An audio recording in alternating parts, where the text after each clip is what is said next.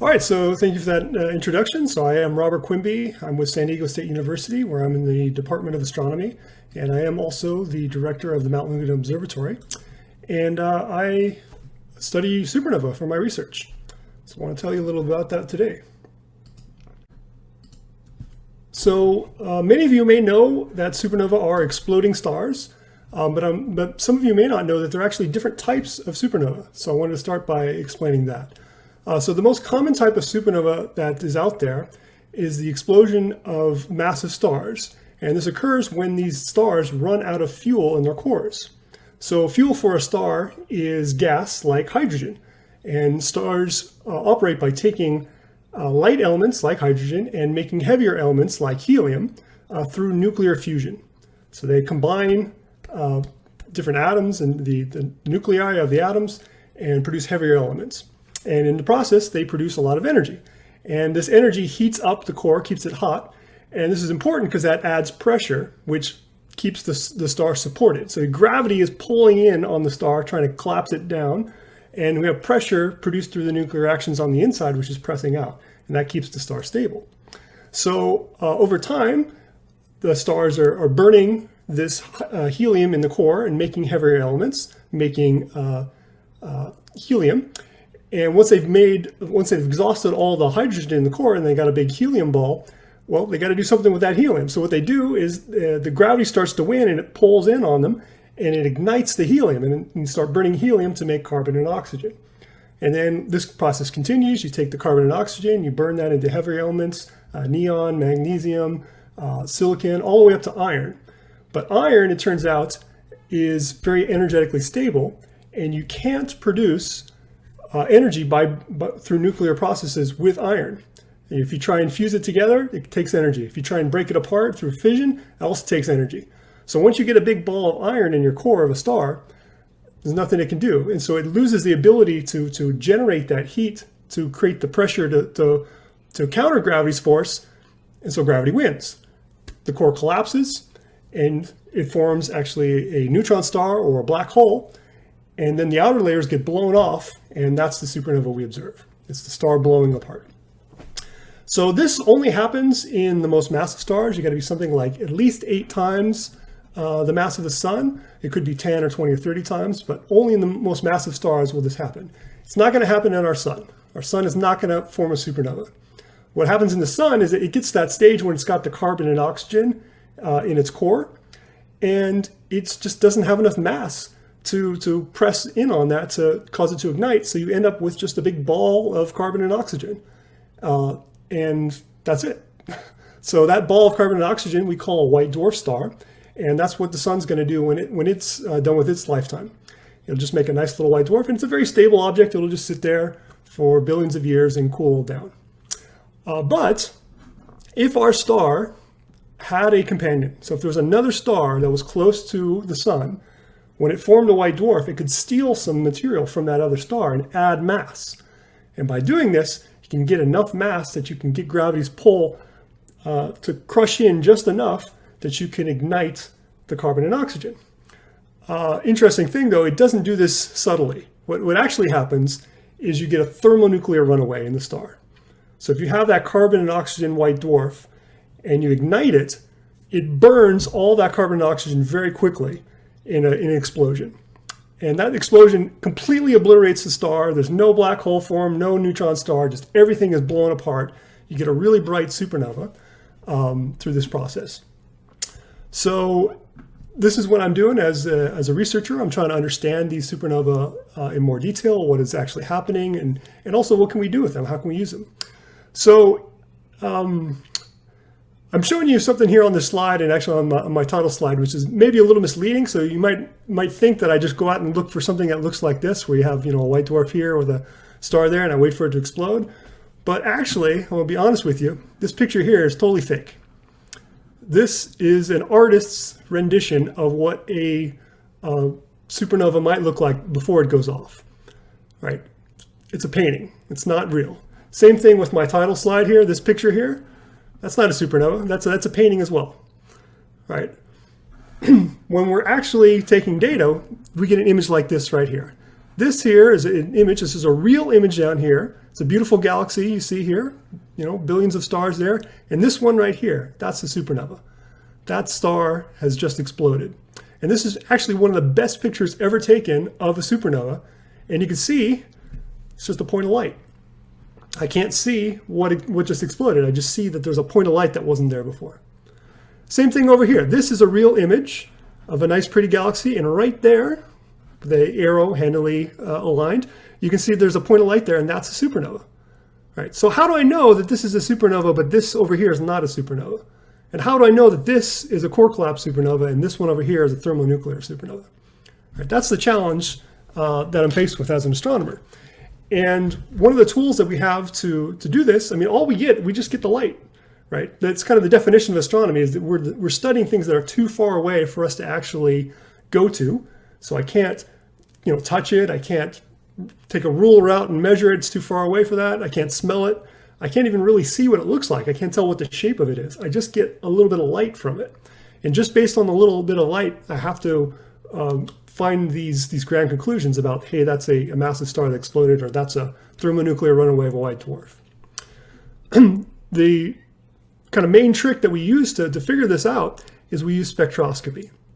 So we take this light that we're getting from this supernova and we disperse it.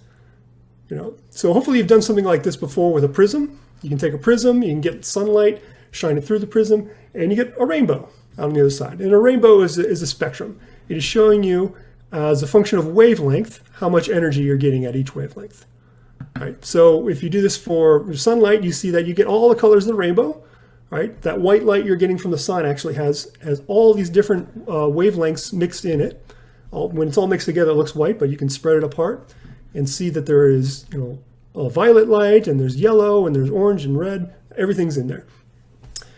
And there's information that's contained in here.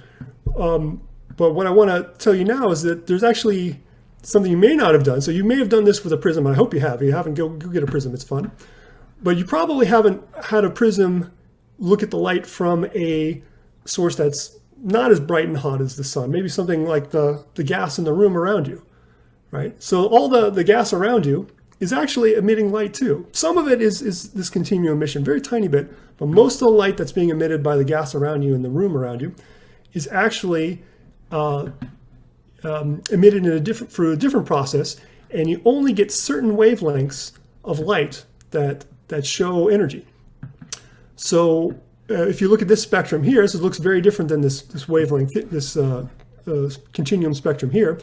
We're only getting light at this particular wavelength here and this particular wavelength here, this one here, only certain wavelengths. And in between those, we don't get any emission.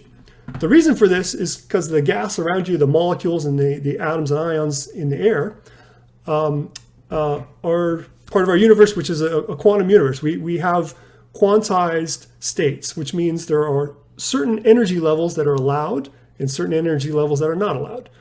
So when a molecule or an ion in the air around you transitions from one energy state to another, let's say it's in a high energy state and it drops down to a low energy state, the energy has to be conserved, so that energy difference gets converted into a photon and gets carried away as light.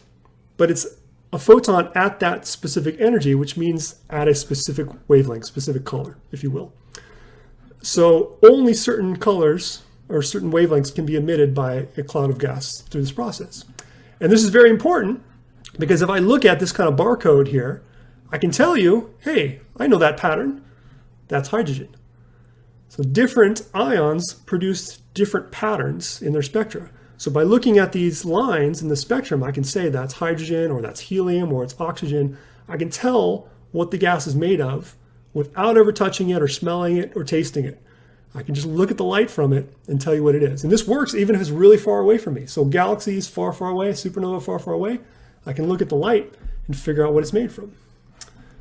So we can see now spectra of supernova. So this is a slightly different presentation of the spectra I just showed before. Here we have wavelength along this axis in angstroms. So this is ultraviolet light here that you can't see with your eyes.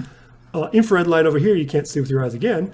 And I've put this rainbow up here to roughly match the wavelengths to the colors you might see if you looked at this source. And so for each one of these, I'm plotting 3 different supernova spectra here. Each one of these, you see as a function of wavelength, you see how much energy you're getting, the relative amount of energy. So for this blue one here, which is a type 1a supernova, that's a thermonuclear supernova, exploding white dwarf, we see that at 4,000 angstroms, we're getting about 40, 50 units of energy, whereas over here, we're getting maybe 10 units of energy. So we're getting more energy in the blue part than in the red part of the spectrum, and that means that if you looked at this with your eye, you'd see it's a blue object. But now that we can spread the light out and look at each wavelength, how much energy we get, we can see these kind of features, these curves. And I know this may just look like a bunch of noise, but this is actually signal. This is information that's telling me, hey, the supernova has calcium in it. Hey, it's got silicon, it's got oxygen, it's got sulfur, it's got iron. I can look at this as an astronomer and I can tell what that supernova is made of. And so I can compare it to another supernova, like this one shown in red here. This is a different type of supernova, and I see, hey, there's a lot of hydrogen in that one. And so this is how I can tell the different types of supernova apart, by looking at their spectra. So that's one cool thing you can do with spectra. There's another cool thing you can do with spectra is you can also take those lines and you can look at the wavelengths that you observe them. Right? So we have this fixed pattern and we know what it should be. We can measure it in our laboratory and say you should have a line at this wavelength and this wavelength and this wavelength. But we actually may measure it. If the source is moving towards us or away from us, those lines are going to shift in wavelength. And this is a manifestation of what's called the Doppler effect, which you may have some experience with. If you have ever gone on a street corner and there's been an ambulance going by, and you listen to the sound, when it's coming towards you, there's a high-pitched sound. It's wee, wee, wee, wee, and then when it passes you, wee, wee, wee, wee, wee, it changes in sound. Right? That change in sound is the Doppler effect, and you have something analogous with light. When a source is going towards you, its light is actually shifted towards to higher frequencies, which means shorter wavelengths, or as astronomers say, bluer light. And when it's moving away from you, its light gets shifted to redder wavelengths, to longer wavelengths. So just by looking at where the line should be and where we observe it, we can look at that difference and we can measure the redshift of the source, which means how fast it's moving away from us. And by doing this, astronomers have looked at different galaxies. You can look at galaxies all around you and you see that pretty much all galaxies are moving away from us. And the farther away a galaxy is, the faster it's moving away from us. And this is how we figured out that we actually live in an expanding universe. Let me bring it back to supernova. So supernova, they're fantastic objects. I love the fact that they have elements that are very important. They're releasing these elements that they've created into the universe. So, the calcium that we just saw in that plot. Let me go back here. This calcium that's emitted from supernova when they explode, that's where you get the calcium for your bones. The iron here, that's where you get the iron for your blood. Supernova, they are necessary for life. They create the materials that you see every day around you. But also on top of that, they're actually very useful just for studying the universe. Because they're so bright, we can see them really far away. So we can see these objects on the other side of the universe and then use that to actually measure things about the universe itself. So one thing that we can use them for is to measure distances. And we particularly want these type 1e supernovae, these thermonuclear white dwarf explosions, to do this because they all are basically a very similar explosion. They have a core of carbon and oxygen which blows up. And because of that, it gets about the same brightness. So this is a plot here showing how bright type 1a supernova are over time, and they start off faint and they get very bright as the explosion evolves, and then it kind of fades out and the supernova gets fainter over time. But all of these type 1a supernova have about the same brightness at peak. And in fact, if we notice that the fainter ones kind of go up and down a little faster than the brighter ones, the bright ones take a longer time to go up and down, we can correct this into a very standard object. And so if I observe a supernova, a type 1a supernova, I know intrinsically how bright it is. I know its luminosity. And what I can do is I can use the fact that the farther away something is, the fainter it appears.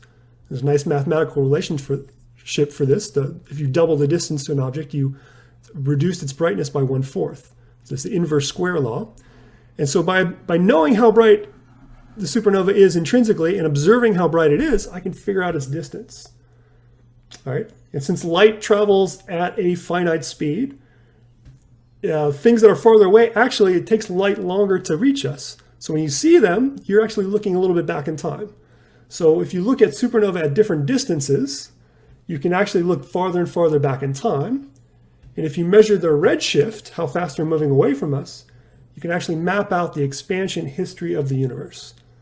So by doing this, a while back, there was a few groups, two groups that looked at type 1a supernova and were able to measure the rate of expansion of the universe over time. And they figured out that something amazing was happening. We thought originally that, hey, the universe is got this big bang and it's blowing apart, but there's mass in there, and mass kind of pulls things together. So we thought it was going to go out and then come back together. But what we actually observed using supernova is that the universe is not slowing down, it's actually speeding up and accelerating in its expansion. And we don't really know why that's happening. This is one of the fun things, is this is something new, and we still are, 25 years later, we're still trying to figure this out. So this was work that actually won the Nobel Prize in 2011 using type 1a supernova. This gentleman here, Saul Perlmutter, was actually my boss, and I got to work on this project at the time when I was a undergraduate student in college. And the cool thing is that he actually invited the whole team to go to the celebration, to go to the award ceremony. So I got to go to the Nobel Prize ceremony.